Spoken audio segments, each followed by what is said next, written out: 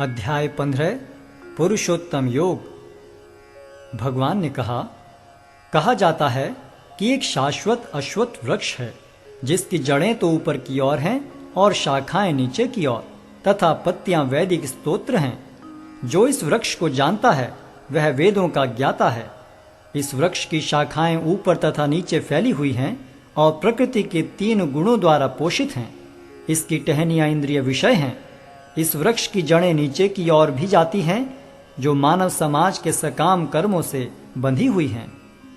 इस वृक्ष के वास्तविक स्वरूप का अनुभव इस जगत में नहीं किया जा सकता। कोई भी नहीं समझ सकता कि इसका आदि कहाँ है, अंत कहाँ है या इसका आधार कहाँ है। लेकिन मनुष्य को चाहिए कि इस दृढ़ मूल वाले वृक्ष को विरक्ति के शस्त्र से काट गिराए। तत्पश्चात उसे ऐसे स्थान की खोज करनी चाहिए जहां जाकर लौटना न पड़े और जहां उस भगवान की शरण ग्रहण कर ली जाए जिससे अनादिकाल से प्रत्येक वस्तु का सूत्रपात तथा विस्तार होता आया है। जो झूठी प्रतिष्ठा, मोह तथा कुसंगति से मुक्त हैं, जो शाश्वत तत्व को समझते हैं, जिन्होंने भौतिक काम को नष्ट कर दिया है, जो सुख तथा दुख के द्वंद्व से मुक्त हैं और जो मोह रहित होकर परम पुरुष के शरणागत होना जानते हैं, वे उस शाश्वत राज्य को प्राप्त होते हैं। वह मेरा परम धाम न तो सूर्य या चंद्र के द्वारा प्रकाशित होता है और न अग्नि या बिजली से। जो लोग वहां पहुंच जाते हैं वे इस भौतिक जगत में फिर से लौट कर नहीं आते। इस बद्ध जगत में सारे जीव मेरे शाश्वत अंश हैं। बद्ध जीवन के कारण वे 6 इंद्रियों से घोर संघर्ष कर रहे हैं जिनमें मन भी सम्मिलित है।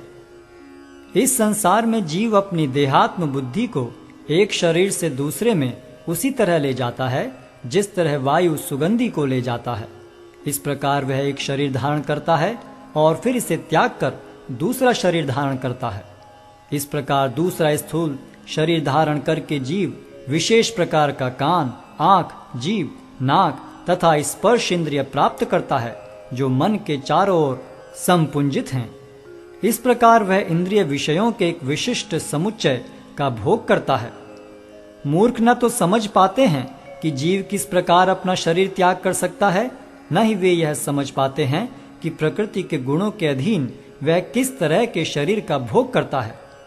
लेकिन जिसकी आंखें ज्ञान में प्रशिक्षित होती हैं वह यह सब देख सकता है। आत्म साक्षात्कार को प्राप्त प्रयत्नशील योगी जन यह सब स्पष्ट रूप से देख सकते हैं। लेकिन जिनके मन विकसित नहीं हैं और जो आत्म साक्षात्कार को प्राप्त नहीं हैं, वे प्रयत्न करके भी यह नहीं देख पाते कि क्या हो रहा है। सूर्य का तेज जो सारे विश्व के अंधकार को दूर करता है मुझसे ही निकलता है। चंद्रमा तथा अग्नि के तेज भी मुझसे उत्पन्न हैं। मैं प्रत्येक लोक में प्रवेश करता हूँ और मेरी शक्ति से सारे लोग अपनी कक्षा में स्थिर रहते हैं। मैं चंद्रमा बनकर समस्त वनस्पतियों को जीवन रस प्रदान करता हूँ। मैं समस्त जीवों के शरीरों में पाचन अग्नि हूँ और मैं श्वास प्रश्वास में रहकर 4 प्रकार के अन्नों को पचाता हूँ। मैं प्रत्येक जीव के हृदय में आसीन हूँ और मुझसे ही स्मृति, ज्ञान तथा विस्मृति होती है। मैं ही वेदों के द्वारा जानने योग्य हूँ। निस्संदेह मैं वेदांत का संकलन करता तथा समस्त वेदों का जानने वाला हूँ। जीव 2 प्रकार के हैं, च्युत तथा अच्युत। भौतिक जगत में प्रत्येक जीव च्युत होता है और आध्यात्मिक जगत में प्रत्येक जीव अच्युत कहलाता है।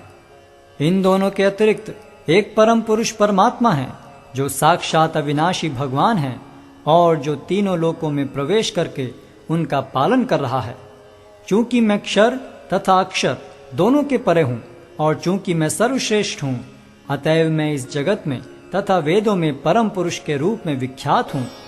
जो कोई भी मुझे संशय रहित होकर पुरुषोत्तम भगवान के रूप में जानता है वह सब कुछ जानने वाला है। अतएव हे भरत पुत्र, वह व्यक्ति मेरी पूर्ण भक्ति में रत होता है। हे अनघ, यह वैदिक शास्त्रों का सर्वाधिक गुप्त अंश है जिसे मैंने अब प्रकट किया है। जो कोई इसे समझता है वह बुद्धिमान हो जाएगा और उसके प्रयास पूर्ण होंगे।